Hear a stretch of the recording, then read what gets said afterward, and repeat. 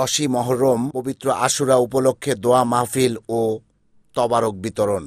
আজ রবিবার বাদ জোহর চাষারা রূপায়ণ টাওয়ার মোড়ে জামতলা মহরম উদযাপন কমিটির আয়োজনে পবিত্র আশুরা উপলক্ষে শোকাবহ মহরম অনুষ্ঠানে দোয়া মাহফিল ও তবারক বিতরণে দৈনিক খবর প্রতিদিনের সম্পাদক ও প্রকাশক এস.এম. ইকবাল রুমির সঞ্চালনায় অনুষ্ঠানের প্রধান মেহমান হিসেবে উপস্থিত ছিলেন নারায়ণগঞ্জ মহানগর বিএনপির সদস্য সচিব অ্যাডভোকেট আবু আল ইউসুফ খান টিপু।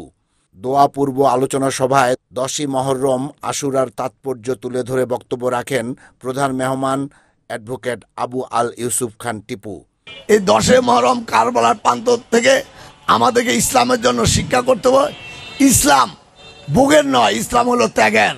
অতএব এই রাসূল পাক সাল্লাল্লাহু আলাইহি ওয়াসাল্লামের প্রিয় দ্বৈত ইমাম হুসাইন যে তার রক্তের বিনিময় শহীদের বিনিময় আজকে যে ইসলাম উজ্জীবিত হয়েছে, ইসলাম এগিয়ে যাচ্ছে, সেই ইসলামের পতাকা তলে দলমত নির্বিশেষে সবাইকে ঐক্যবদ্ধ হয়ে রাসূল পাক সাল্লাল্লাহু আলাইহি ওয়াসাল্লাম হেরা গুহায় যে ইসলাম রেখে গেছেন সেই ইসলামকে বাস্তবায়ন করতে হবে, এগিয়ে নিয়ে যেতে হবে।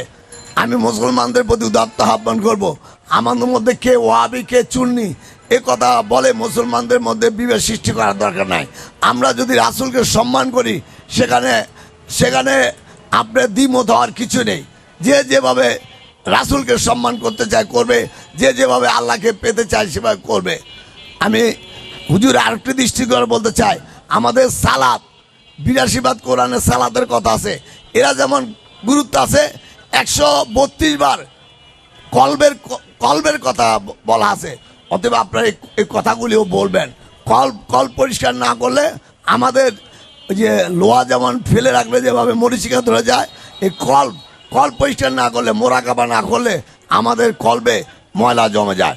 অতএব এই মোরাকাবা কি ধ্যান, আপনি একাগ্রচিত্তে নামাজ পড়ে একাগ্রচিত্তে ধ্যান করবেন, আল্লাহকে স্মরণ করবেন।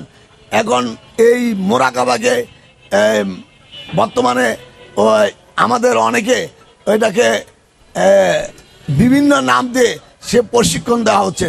তা আমি মনে করব যে কোরআনের যে জিনিসগুলি আমাদের মুসলমানদের জন্য প্রযোজ্য ফরজ সেগুলি আপনারা আলাপ আলোচনা করবেন। সালাত যেমন ফরজ, অন্য আরও যা যা জিনিস আছে তেমনিভাবে আমাদের জন্য সেটা প্রতি খুতবায় এবং সমাজের কল্যাণে জনগণের কল্যাণে আপনারা সেটা আলোচনা করবেন।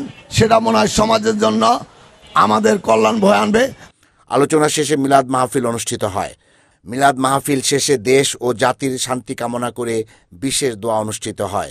শেষে পথচারী, অসহায় ও দরিদ্রদের মাঝে রান্না করা খাবার বিতরণ করেন প্রধান মেহমান সহ আয়োজক বৃন্দ। রিপোর্ট আহমেদ শরীফ, NAN TV।